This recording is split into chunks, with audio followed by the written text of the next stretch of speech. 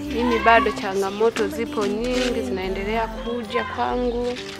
Kama hapa maeneo napokaa kwenye hako ka nyumba, kana mvua ikinyesha kanavuja. Watoto hawana hadi sasa hivi hawana hata madaftari, hawana nini, wanakataka kwenda shule. Tunalala chini, tunalalia maboksi. Siku zingine nisipopata kazi siendi kufanya, nisipopata kazi nakaa hapa nyumbani, tunashinda njaa. Nikienda kufanya kazi nikikapata ndio tunakula. Changamoto ipo hivi, kwa nini magumu kwangu tu wapate wale mimi nikose?